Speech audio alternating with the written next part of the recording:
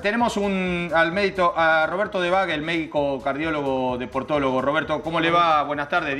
Norberto, Roberto, me confundía con mi cardiólogo, que es Roberto Pedro. Norberto, ¿cómo le va? Buenas tardes. Diego Díaz lo saluda. ¿Qué tal? ¿Cómo estás, Diego? Gusto escucharte.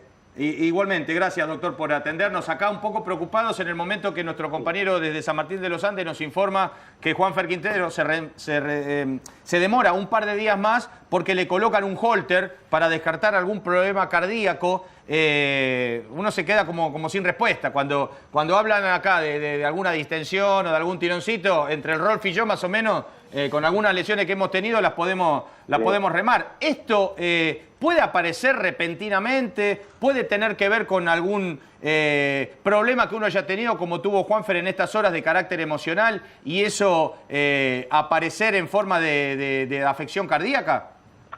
Mira, sí, indudablemente los factores emocionales, el tema del estrés que uno puede vivir por determinadas situaciones, eso hace que se libere factores como es la adrenalina, la noradrenalina, que son sustancias que lo que hacen es estimular el sistema de conducción cardíaca, y esto te puede dar aumento de la frecuencia cardíaca, un leve aumento de la presión arterial también, y ese aumento de la frecuencia cardíaca se puede traducir en palpitaciones o un pulso acelerado más de lo habitual de lo que tiene un jugador de fútbol.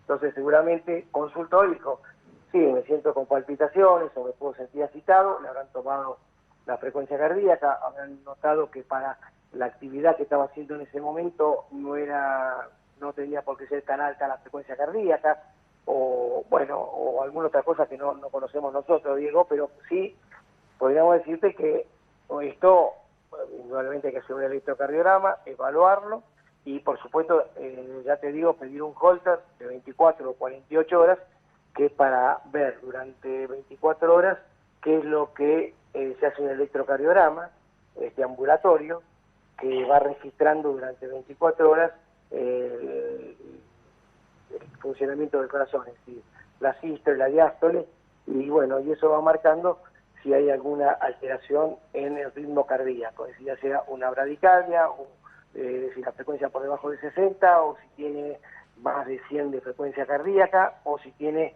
algunas extrasístoles, que son latidos anticipados, que pueden ser benignos o algunos no tan benignos. Puede ser taquicardias a veces sinusales, normales, que no afectan, no tienen, diríamos, un componente de daño miocárdico, sino que se puede dar por este estímulo que decíamos de una situación de estrés, una situación emotiva, puede aparecer la adrenalina jugando un papel de que aumente la frecuencia cardíaca, ¿no? Y doctor, ¿esto deja algún tipo de secuela o simplemente una vez que uno pasa ese momento emocional, el corazón se normaliza? No deja ningún tipo de secuela. Si acá no hay un daño miocárdico, un daño cardíaco, digamos, por una lesión estructural del corazón, no tiene por qué tener ninguna secuela. Ahora, si se detecta que hay un problema estructural, es decir, de daño del músculo miocárdico o de alguna válvula, de alguna patología, entonces sí, hay que estudiarlo un poquito más en profundidad y hay que tratarlo para que no haya ninguna secuela. Pero yo creo que hay que esperar, no anticiparse a nadie, debe ser, por ahí es una taquicardia sinusal, lo que se llama, como nosotros si corremos un poco y tenemos 120, 130 de frecuencia, pero que es normal.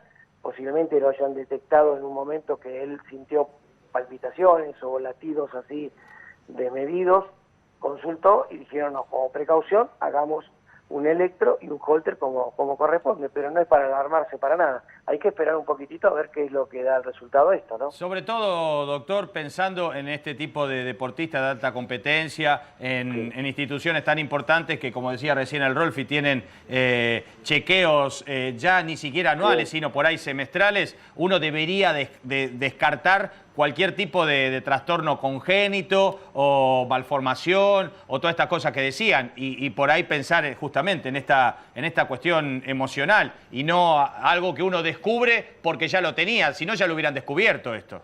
Totalmente de acuerdo. Sabés que son jugadores de elite que están chequeados, en otros clubes fueron, el club que está ahora en River, y son jugadores que es difícil que pueda pasar desapercibido algún problema miocárdico. Yo creo que es una cosa así aislada, que bueno, que habrá que verlo con un holter y eventualmente se puede completar, si no lo tiene uno actualizado, un ecodoppler cardíaco para ver el funcionamiento cardíaco y de las válvulas cardíacas, que eso habitualmente lo hacen una vez al año, se hace, y bueno, si por ahí ese chequeo corresponde este año y se puede anticipar a hacerlo, o por ahí si dio normal, no hay por qué hacer nada más, hay que hacerle simplemente el holter y eventualmente se puede hacer una prueba de esfuerzo para ver en el esfuerzo cómo se comporta la frecuencia cardíaca y la presión arterial, ¿no? Justamente eso le iba a preguntar, doctor.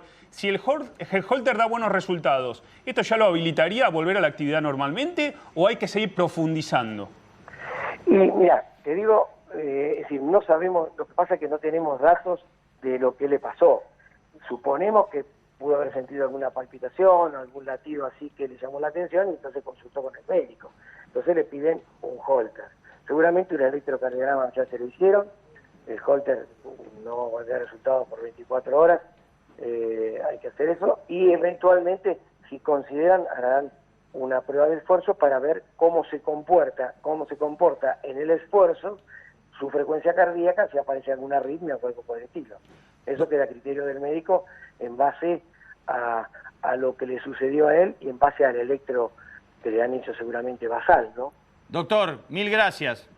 No, por favor, un gusto, que tengan todos una muy buena tarde. Igualmente, el cardiólogo Norberto Debac, médico y cardiólogo deportólogo.